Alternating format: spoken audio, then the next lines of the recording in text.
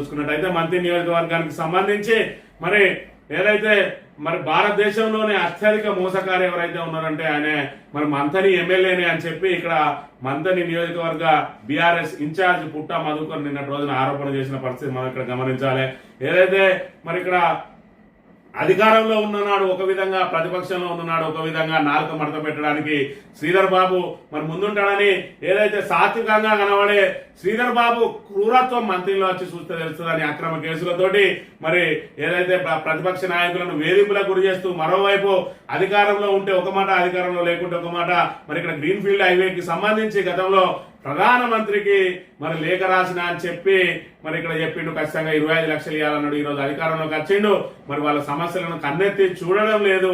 మరి ఆయన చూసుకున్నట్టయితే ప్రధానమంత్రి కూడా తెలుగులో లేఖ రాసిన అని చెప్పి బురుడి కొట్టించి ఆ తెలుగు లేఖను ఇక్కడ సోషల్ మీడియాలో రిలీజ్ చేసి మరి ఇక్కడ ప్రజల కోసం పోరాటం చేస్తున్నా అన్నట్టుగా మరి ఇక్కడ కలరింగ్ ఇచ్చిండు అని చెప్పి కూడా ఆయన తీవ్ర ఆరోపణలు చేసిన పరిస్థితి మనం ఇక్కడ ప్రధానంగా గమనించాలి. ముందుగా మరి స్థానిక వార్తలను పరిశీలించినట్టయితే మంథని ఎమ్మెల్యే దగాకోరు నేషనల్ హైవే నిర్వాసులకు అన్యాయం చేస్తున్నాడు. ఆయనకు చిత్తశుద్ధి ఉంటే 50 లక్షల పరిహారం ఇప్పించాలి. ప్రజలను మోసం చేసినందుకు కాంగ్రెస్ నాయకులపై 420 కేసు పెట్టాలి.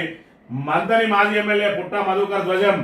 అనేక అబద్దాలు, మోసపూరిత మాటలతో గెలిచిన మంథని ఎమ్మెల్యే దగాకోరు, మోసగాడు అని చెప్పి మాజీ ఎమ్మెల్యే పుట్ట మధుకర్ ఘాటుగా విమర్శించారు. ఆయన నేషనల్ హైవే నిర్వాసులకు అన్యాయం చేస్తున్నాడని మండిపడ్డారు. ఆనాడు లేఖ రాస్తే ప్రజలు నమ్మాలని, కానీ అధికారంలోకి వచ్చిన తర్వాత రాష్ట్ర పరిధిలో లేదు, కేంద్ర పరిధిలో ఉందంటూ దాటవేస్తున్నాడని విమర్శించారు. ఆ ఎమ్మెల్యేకు చిత్తశుద్ధి ఉంటే ఎకరాకు 50 లక్షలు ఇప్పించాలని, ఇళ్లకు సరైన కొలతలు తీసి నష్టపరిహారం ఇప్పించాలని డిమాండ్ చేశారు. పెద్దపల్లి జిల్లా కేంద్రంలో బీఆర్ఎస్ పార్టీ కార్యాలయంలో బుధవారం ఏర్పాటు చేసిన విలేకరుల సమావేశంలో ఆయన మాట్లాడారు. నేషనల్ హైవే నిర్మాణంలో మంత్రి నియోజకవర్గంలో 100 ఎకరాల్లో భూములు పోతున్నాయని, పుట్టపాక ప్రధాన రహదారి పక్కనే ఉన్న భూములకు ప్రస్తుతం ఎకరానికి 1 కోటి ధర పలుకుతుందన్నారు. గత బీఆర్ఎస్ హయాంలో మాజీ ఎమ్మెల్యేగా ఉన్న ప్రస్తుతం మంత్రిని ఎమ్మెల్యే ఎకరాకి 20 లక్షల పరిహారం ఇవ్వాలని ప్రధానమంత్రికి, ముఖ్యమంత్రికి లేఖ రాశాడని గుర్తు చేశారు. అయితే కేంద్రానికి ఎవరైనా తెలుగులో లేఖ రాస్తారా అని ఎద్దేవా చేశారు. ప్రజలను మభ్యపెట్టేందుకే ఇలా చేశాడని విమర్శించారు. అసలు అధికారంలోకి వచ్చిన తర్వాత ఆ లేఖ విషయాన్ని మర్చిపోయాడని మండిపడ్డారు. ఆయన విద్యావంతుడు, మేధావి అంటూ గొప్పలు చెప్పుకోవడం సిగ్గుచేటన్నారు. ప్రస్తుతం రాష్ట్రం కాంగ్రెస్ అధికారంలో ఉందని మంత్రి ఎమ్మెల్యే మంత్రి హోదాలో ఉండి కూడా ఇప్పటి వరకు నేషనల్ హైవే నిర్వాసులకు న్యాయం చేయాలని ఆలోచన చేయడం లేదని, కనీసం కలెక్టర్తో సమీక్ష చేయలేదని విమర్శించారు. లగచర్ల ఘటనలో కుట్ర జరిగిందని, ఎవరిని వదిలిపెట్టమని ప్రకటనలు చేయడం కాదని, నిర్వాసితులకు న్యాయం చేయాలని ఆలోచన చేయాలని ఇది పలికారు. నిర్వాసితుల్లో రైతులే కాదు, ఎంతో మంది కాంగ్రెస్ వాళ్ళు ఉన్నారని వివరించారు. కేసులు పెట్టాల్సి వస్తే ముఖ్యమంత్రి రేవంత్ రెడ్డితో పాటు మొత్తం కేబినెట్ కాంగ్రెస్ ప్రజాప్రతినిధులు నాయకులపై పెట్టాలని డిమాండ్ చేశారు. ప్రజలను మోసం చేసినందుకు 420 కేసు పెట్టాలన్నారు. పెద్దపల్లి కలెక్టర్ సైతం నిర్వాసితులకు న్యాయం చేసేలా చూడాలని, ఎమ్మెల్యే చెప్పినట్లు చేస్తామని ఆయన చెప్తున్న మాటలు వింటే ప్రజల తిరుగుబాటు తప్పదని హెచ్చరించారు. ఇప్పటికైనా అధికారులు మార్కెట్ విలువ ప్రకారం పరిహారం చెల్లించి ఫీల్డ్లోకి రావాలని సూచించారు. మరి ఇక్కడ చూసుకున్నట్లయితే మంథని ఎమ్మెల్యే పెద్ద దగాకోరు, నేషనల్ హైవే నిర్వాసులకు అన్యాయం చేస్తా ఉన్నాడు. ఆయనకు చిత్తశుద్ధి ఉంటే 50 లక్షల నష్టపరిహారం ఇప్పించాలని చెప్పిండు. మరి గతంలో బీఆర్ఎస్ ప్రభుత్వం అధికారంలో ఉన్న సమయంలో ఆయన ఎమ్మెల్యేగా ఉన్నాడు. మంత్రి ఎమ్మెల్యేగా ఆయన ఎమ్మెల్యేగా ఉండి మరి నిర్వాసులకు ఖచ్చితంగా 25 లక్షల నష్టపరిహారం ఇవ్వాలి అని చెప్పి మరి ప్రధానమంత్రికి లేఖ రాసింది అని ఒక తెలుగు లేఖను సోషల్ మీడియాకు ఆయన సంతకంతో మరి రిలీజ్ చేసిండ్రు. మరి ఇక్కడ ఏదైతే ప్రధానమంత్రికి లేఖ రాసే మేధావి, ఉన్నత విద్యావంతుడు మరి తెలుగులో లేఖ రాస్తే ప్రధానమంత్రి దాన్ని మరి హిందీలోకి తర్జుమా చేసుకున్నా, ఇంగ్లీష్ లోకి తర్జుమా చేసుకున్నా అని చెప్పి మరి ఇక్కడ ఆ రోజే ఆరోపణలు వెలువడ్డాయి. ఈ రకంగా కేవలం ప్రజలను మభ్యపెట్టుడు తప్ప మరి ఆయన ప్రజల సమస్యల పరిష్కారం పట్ల చిత్తశుద్ధి ఉండదు. గతంలో చూసుకున్నట్టయితే భూ నిర్వాసితులను మరి అడ్డంగా వాళ్ళను ఇబ్బందులకు గురి చేసిన చరిత్ర మరి ఇక్కడ శ్రీధర్ బాబుది. గతంలో చూసుకున్నట్టంటే లబ్నాపూర్ లో అక్రమంగా ఇల్లు కట్టిందని చెప్పి వాటన్నిటిని కూడా కూల్చేసే ప్రయత్నం చేస్తే ఆ రోజు ప్రతిపక్షంలో ఉన్న పుట్ట మధుకర్ ఆయన సతీమణి పుట్ట శైలజ వచ్చి అడ్డుకున్న పరిస్థితి. అక్కడ గ్రామస్తులు మరి ఇక్కడ కిరోసిన్ పోసుకొని తగలబడతామని చెప్పి హెచ్చరికలు జారీ చేసిన తర్వాత అప్పటి ప్రభుత్వం మరి శ్రీధర్ బాబు మంత్రిగా ఉన్నటువంటి అప్పటి ప్రభుత్వం వెనక్కి తగ్గింది. ఆ తర్వాత బీఆర్ఎస్ వచ్చిన తర్వాత వాళ్ళకు నష్టపరిహారం చెల్లించడం జరిగింది. మరి ఇక్కడ ఏదైతే సింగరేణి భూసేకరణ విషయంలో మరి నిర్వాసితులను అనేక ఇబ్బందులకు గురి చేసిండు.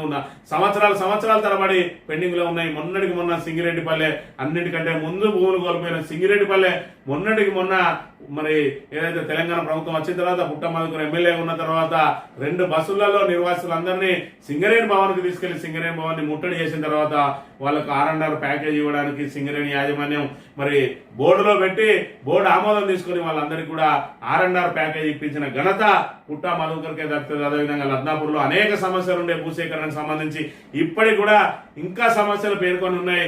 ఏదైతే 282 మందికి మరి అక్కడ R&R ప్యాకేజ్ రావాలని చెప్పి వాళ్ళందరూ పోరాటం చేస్తా ఉన్నారు. మరి ప్రతిపక్షంలో ఉన్న మరి శ్రీధర్ బాబు ఖచ్చితంగా వాళ్లకు R&R ప్యాకేజ్ ఇవ్వాల్సిందే అని చెప్పి ఆ రోజు డిమాండ్ చేసిండు.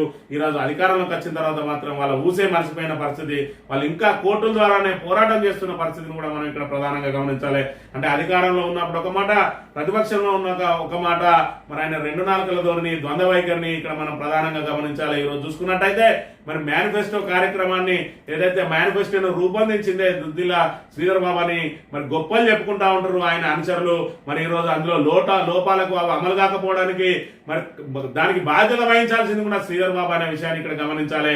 అలవి గాని హామీలతోటి ఎవరైనా రాయొచ్చు మేనిఫెస్టో, అరిచేతుల వైకుంఠం చూపించవా జనాలకు అంటే మరి ఇక్కడ ఆచరణ యోగ్యమా కాదా, దీంతో మనం మరి ఆచరించగలమా, దీన్ని అమలు చేయగలమా అని ఎలాంటి ఆలోచన లేకుండా కేవలం ప్రజలను మభ్యపెట్టే కార్యక్రమంలో భాగంగా 6 గ్యారంటీల పేరుతోటి 420 హామీలతోటి మోసపూరిత మరి ఇక్కడ మేనిఫెస్టోను రూపొందించిండు శ్రీధర్ బాబు. ఈ రోజు రాష్ట్ర వ్యాప్తంగా ప్రజలందరూ 6 గ్యారంటీల కోసం, అదేవిధంగా మరి వృద్ధుల పెన్షన్ల కోసం, మరి మహిళలు 2500 కోసం ఎదురు చూస్తా ఉన్నారంటే అవన్నీ శ్రీధర్ బాబు ఆడిన అబద్ధాలుగానే మరి ఇక్కడ గమనించాలి. ఖచ్చితంగా మరి ఈ కాంగ్రెస్ వైఫల్యానికి శ్రీధర్ బాబే బాధ్యత వహించాలని చెప్పి ఈ రోజు పుట్టా మధుకర్ నేటి నుండి మరి ఏదైతే డిసెంబర్ 9వ తేదీ వరకు మరి ఇక్కడ కాంగ్రెస్ ప్రజా వంచన దినాలు అని చెప్పి మరి ఇక్కడ వినూత్నంగా నిరసన కార్యక్రమాలు ఏర్పాటు చేయబోతా ఉన్నాడు. దీనికి అంతటి కూడా శ్రీధర్ బాబే బాధ్యత వహించాలని చెప్పి ప్రజలను చైతన్యపరిచి 6 గ్యారంటీల అమలు కోసం కలిసి కట్టుగా పోరాడాలి. మరి రైతు బంధు మరి ఇక్కడ నిలిపివేసిరు, రైతు బంధును కొనసాగించాలన్నా, అదే విధంగా రైతు రుణమాఫీ పూర్తి స్థాయిలో చేయాలన్నా, మహిళలకు 2500 రావాలన్నా, పెన్షన్ 2000 నుంచి 4000 పెరగాలన్నా మనం అందరం కూడా కలిసికట్టుగా పోరాడాలి. ప్రభుత్వం మెడలు వంచి సాధించుకోవాలి. మరి ఇక్కడ తిరుగుబాటు లేదు, జరుగుబాటు లేదు. తెలంగాణలో ఇక్కడ చూసుకున్నట్టయితే ఎక్కడికక్కడ మరి తీవ్ర ఇబ్బందులకు గురి చేసి ఆ సంక్షేమ పథకాలను అటకెక్కించి ఈ రోజు భూములను లాక్కునే ప్రక్రియ, ఇళ్లను కూలగొట్టే ప్రక్రియకు శ్రీకారం చుట్టింది కాంగ్రెస్ ప్రభుత్వం. దీని అందరం కూడా మరి కలిసికట్టుగా పోరాడాలని చెప్పి ఇక్కడ పుట్టమది ఈ రోజు నుంచి మరి నిరసన కార్యక్రమాలకు రూపకల్పన చేసిన విషయాన్ని మనం ఇక్కడ ప్రధానంగా గమనించాలి.